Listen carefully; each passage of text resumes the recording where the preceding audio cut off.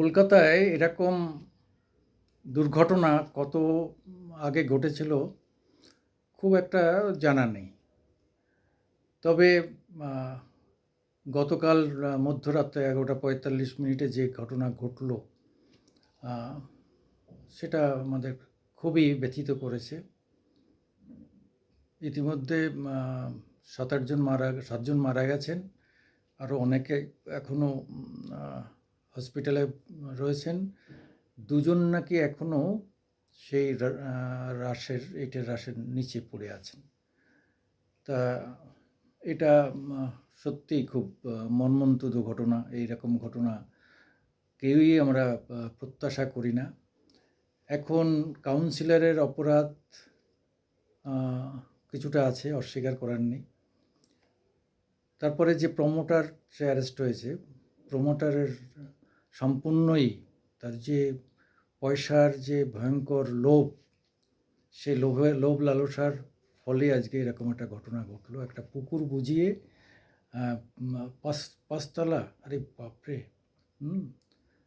মানে পাঁচতলা যদি পুকুর বুঝিয়ে করা হয়, নিচের সে মাটি সেটা ধরে রাখতে পারে? কিন্তু মূল্য কারা? মূল্য ঝুপড়ির নিরীহ, একদম নিরীহ বেচারা সর্বহারা মানুষ। খুবই যন্ত্রণার ব্যাপার। মুখ্যমন্ত্রী ছুটে গেছেন, অন্যান্য মন্ত্রীরা, মেয়র সবাই ছুটে গেছেন, সবই ঠিকই আছে। কিন্তু আমরা ওই এলাকায় ঘুরে দেখেছি যে ওই এলাকায় কোনো কিছু মানা হয় না। কতটা রাস্তার, কত ফুট রাস্তার পাশে কত বিল্ডিং, এই যে নিয়ম কানুনগুলো আছে, এটা কেএমসি একদম ভায়োলেট করে। মানে একদম ফলো করে না। ভয়ঙ্কর। এখানে পয়সা করে দিয়ে যা তা করা যায়। এই এলাকায় যেন কোনো প্রশাসন নেই। এই এলাকায় যদি আপনি ঘুরে দেখেন এইসব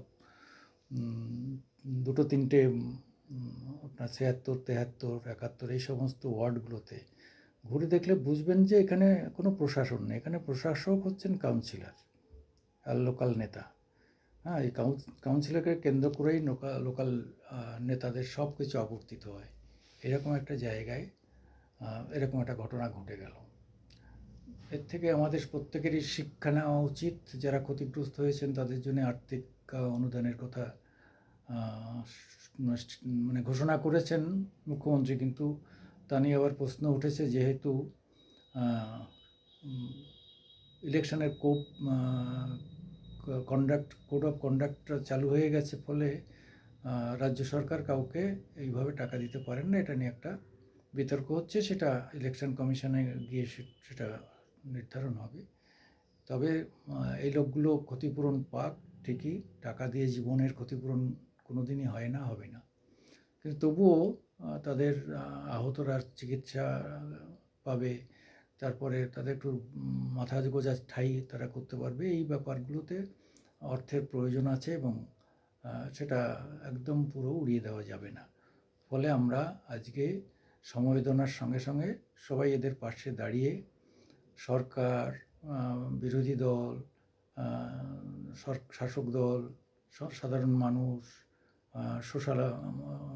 সমস্ত মানে সোশ্যাল যে সমস্ত সামাজিক অর্গানাইজেশনগুলো আছেন, এনজিও যাদের বলা হয়, সবাই মিলে হাত লাগিয়ে এই ক্ষত আমরা নিরাময় করার কিছুটা চেষ্টা করা হবে। কিন্তু অনেক অনেক লোক মারা গেছেন, মানে এটা অভাবিত, খুবই খুবই মর্মন্তুদ ঘটনা। আমরা এটা চাই না।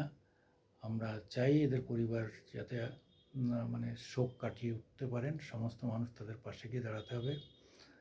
মুখ্যমন্ত্রী হসপিটালে গেছেন, অন্যান্য নেতারাও বিভিন্নভাবে সেখানে যাচ্ছেন, সহযোগিতা করছেন, সহমর্মিতা দেখাচ্ছেন। সবাই মিলে আমরা এই হাদসা থেকে বেরিয়ে আসতে চাই। নমস্কার, আমি সুকুমার দেবনাথ। আপনাদের কাছে আবেদন, আপনারা আমাদের একটু সাপোর্ট করবেন, সাবস্ক্রাইব করবেন, ভালো লাগলে লাইক দেবেন। নমস্কার।